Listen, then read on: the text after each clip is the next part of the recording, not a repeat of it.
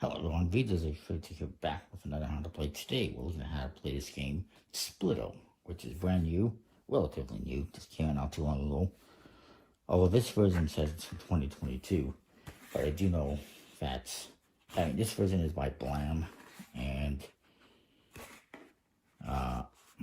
BlackRock Games, more of an international version, but there is a new version out there by 25th Century Games that's just been made available.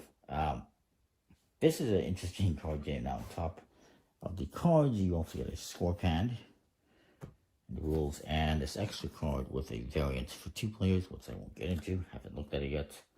So, you get 2 types of cards in this game. First of all, you get the Splito cards, as they're called, which have, bear with me, cards in 6 different colors, numbered 1 through 6, if I can find the last color. There it is. And they made it colorblind friendly by giving each color a different pattern, so they're easily identifiable, regardless of color. If you can't see the color, thumbs up for that. Again, they're numbered 1 through 6.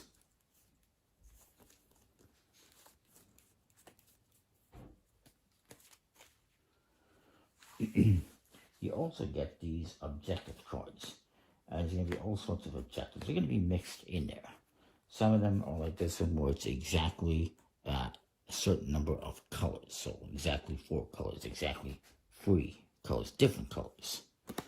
Some of them are like this, where it's going to be a strict majority of a certain number or a strict majority of a certain color. There's some like this, where you have to have at least 1 of 3 different colors. As shown, there's some like this, which is no cards of a value, like this one, value 4. Some of them are like this, where you want to have exactly 2 cards of that value. Some of them are like this, where you want to have a strict majority of a certain color. And strict majority is not a tie. You can't be tied for the most. You have to have the most, period. And so forth. There's some like this, exactly 6 different values. There's also ones where it's exactly 6 different colors, or a certain amount of colors that you looked at. And there's some like this one is you have to have 15 or more cards in the zone. I'll explain what that is in a minute. Some of them, there's one that is less than 11 cards in the zone, exactly 6 different colors. They're just different objectives that you're trying to meet. Fairly simple. It's basically set collecting, but it's semi-cooperative set collecting. So at the start of the game, you're going to see that there are a number of cards that have these different symbols on them on the bottom. Moons and stars.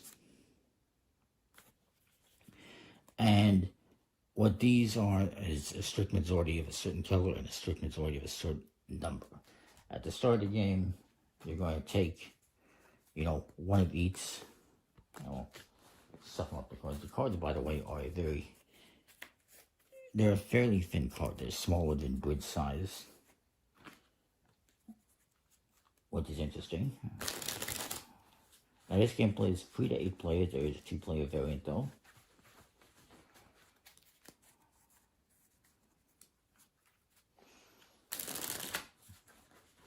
And again, at the start of the game, the setup is you're going to take 1 card that has a star symbol, which is a strict majority of a certain number, and one that has a moon, which is a strict majority of a certain color, and you're going to put those in the middle of the table as kind of a community objective. It's an objective that everyone can do. What does it say in the instructions? To call that...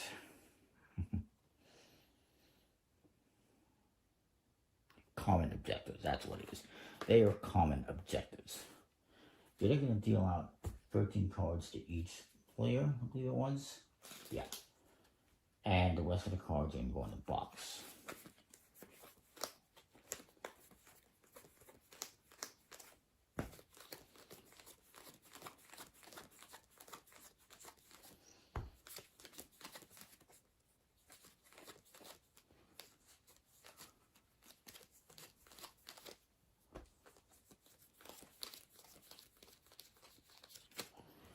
the rest of the cards are going to go in the box once you've dealt that out.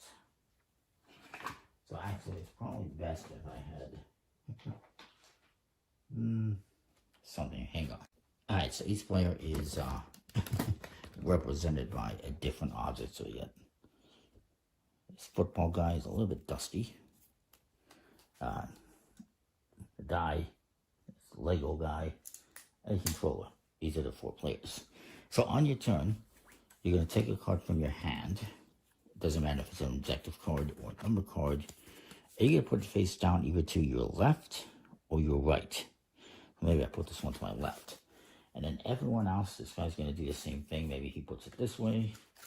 This guy says, you know what, I'll put this way. And this guy does the same thing and he puts it this way. Then we're each going to flip the cards face up. And we're going to have these 4, for 4 players, you're going to have 4 piles of cards. So you're going to always be playing cards to your left or your right on your turn. Maybe the next turn I go over here, and then this guy goes over here, this guy goes over here, and this guy goes over here. And you flip them face up.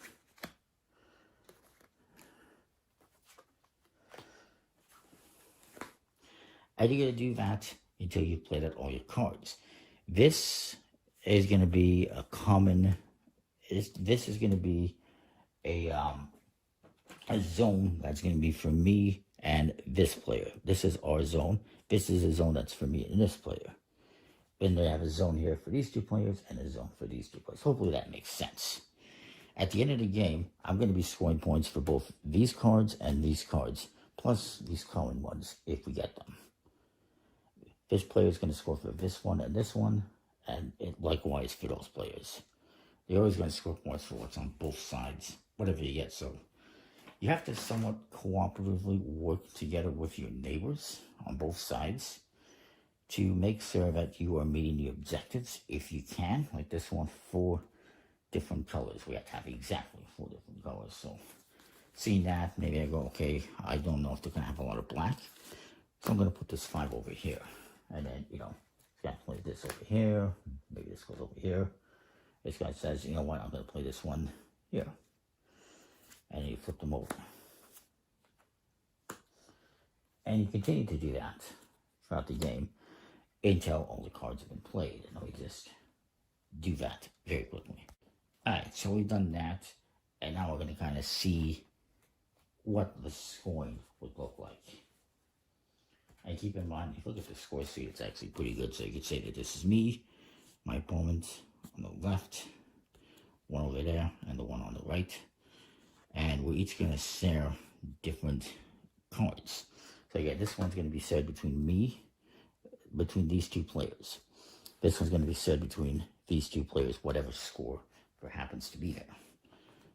And I'm going to get both of these scores, basically, and add them up. You are trying to get the best score possible while working together with your neighbors. They're going to be trying to do the same thing. So it's a pretty interesting game. So let's see what I got here. Well, I'm going to wave out my scoring, which is not looking too good. Oops, this one's upside down.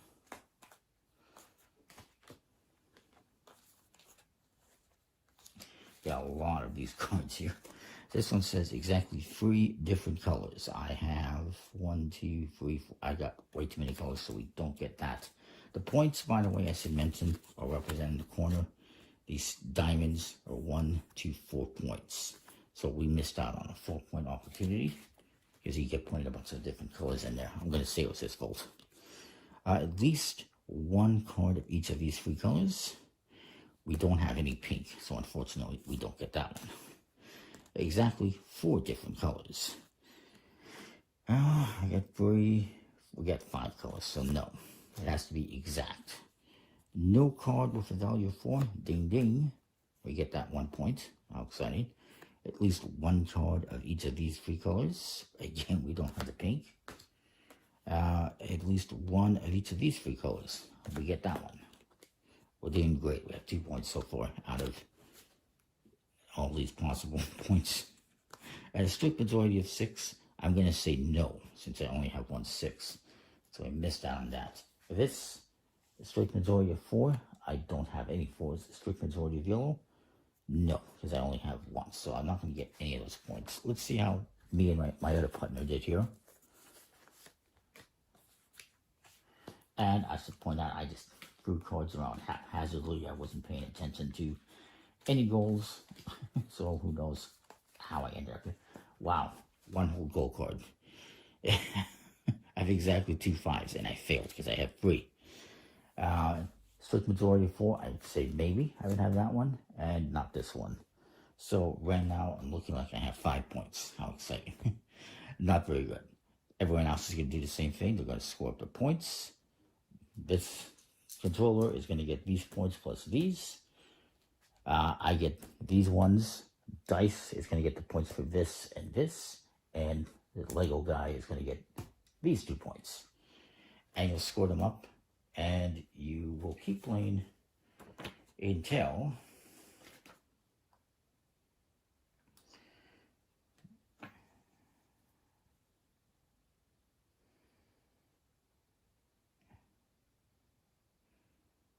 well, that is it. That's the game. That's one game. That is one game, basically. Whoever has the highest score wins. You can shuffle up and do another game. I believe that is the game. It doesn't say that it's specifically to a certain score. It's just whoever has the highest score. Interesting. And here it shows you the different zones. So players A, B, C, D, and what they're doing as an example. And as I point out, when it comes to communication, you cannot discuss the cards that you have in your hand, or that you're about to play, or objectives you are trying to complete. So you can't say stuff like, I'm going to take care of this objective, or I'm all good, I have the 6 we need. You can't say that. There's limited communication. But you can try to influence people and your neighbors. You could say, that objective's not yet fulfilled. You might want to do something about that. Or stop playing with your neighbor. Come and play with me. You could say stuff like that. It's pretty cool. Pretty cool little game. There's more information and everything else on the other side. That is Splito. Let me know if you like me using these players to make it easier, because I can do that in the future. But that is that. I think it's a cool game. It's very unique. Comment, like, subscribe. Let me know what you think. The cards they're fine. The quality is good. And yeah, we'll see you next time. Thanks for watching. Alright, I am back. There's just a couple minor things I wanted to mention. Well, not that minor, but fairly minor things. I wanted to mention that I don't think I really stressed during my original How to Play in this video.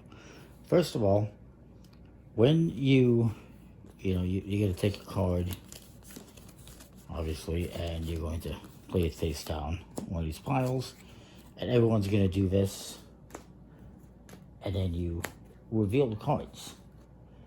After you've done that, wherever you played it, you're going to pass the rest of your cards to the left. And I don't know if I made that clear during the video. I might have forgot, but you are passing your cards every time you make a selection.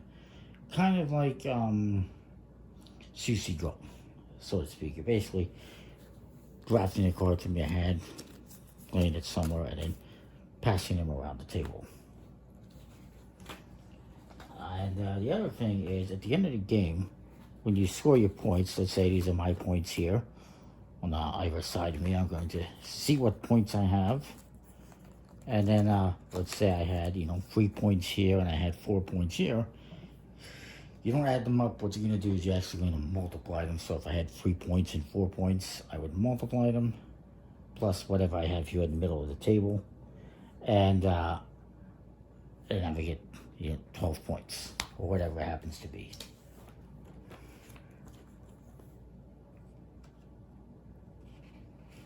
So I just wanted to make sure I was clear on that. Those 2 minor things. Points, you're not adding them up, you're multiplying them. And after taking a card, you're passing the rest of the cards around the table until you've played all the cards. So that is that. Just wanted to add that. We'll see you next time. More. Thanks for watching.